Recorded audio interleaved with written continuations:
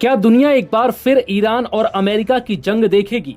Are पार के mood में Trump इस बार ईरान को धमकाते हुए क्यों बोले अब नहीं बढ़ेगा सीजफायर, सीधे ईरान पर होगी भारी बमबारी।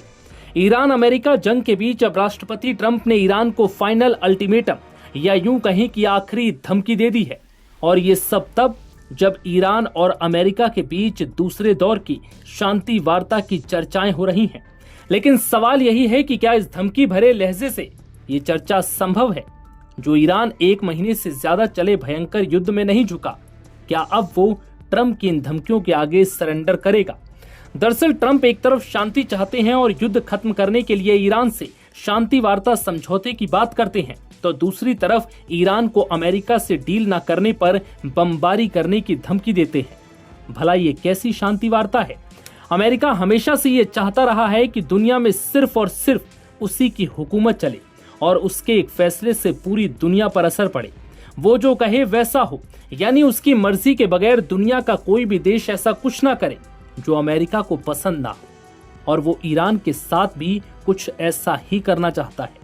वो चाहता है कि ईरान अमेरिका से हर हाल में डील करे, वो भी उसकी शर्तों पर।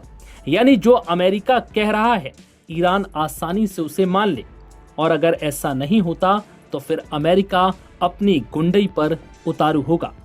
इस बीच पत्रकारों से बात करते हुए ट्रंप ने कहा कि वो ईरान के साथ चल रहे सीजफायर को बढ़ाने के मूड में नहीं है। ट्रंप ने कहा कि अगर इस बार ईरान ने अमेरिका से डील नहीं की तो वो ईरान पर भारी बमबारी कर सकते हैं।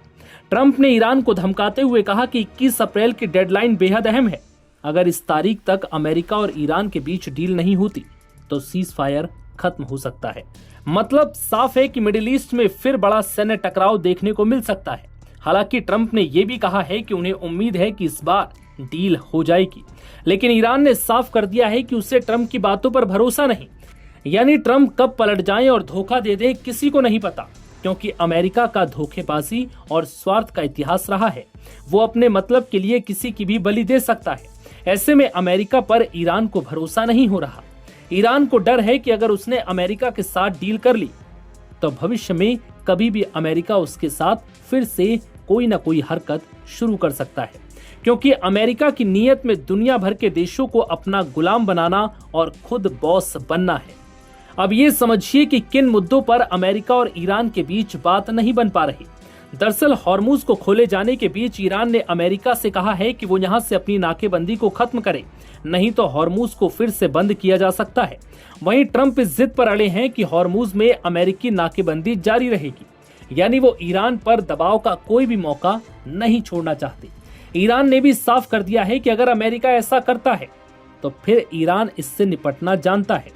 वहीं दूसरी सबसे बड़ी दिक्कत ईरान के एनरिच्ड यूरेनियम को लेकर है। ट्रंप चाहते हैं कि ईरान अपना सारा यूरेनियम अमेरिका को सौंप दे, लेकिन ईरान ने साफ कर दिया है कि किसी भी हाल में वो अपना यूरेनियम अमेरिका को नहीं देगा। वहीं अमेरिका चाहता है कि ईरान अपना परमाणु कार्यक्रम हमेशा के लिए बंद कर दे, लेकिन ईरान का कहना है कि वो ऐसा बिल्कुल नहीं करेगा। और यही वो मुद्दे हैं जिसको लेकर ईरान और अमेरिका के बीच बात नहीं बन पा रही। ऐसे में अब देखना होगा कि 21 अप्रैल को खत्म हो रही डेडलाइन से पहले क्या अमेरिका और ईरान में इन मुद्दों को लेकर बात बन पाएगी, या फिर पूरी दुनिया एक बार फिर मिडिल ईस्ट में भयंकर युद्ध देखेगी। नव भारत टाइम्स की रिपोर्ट।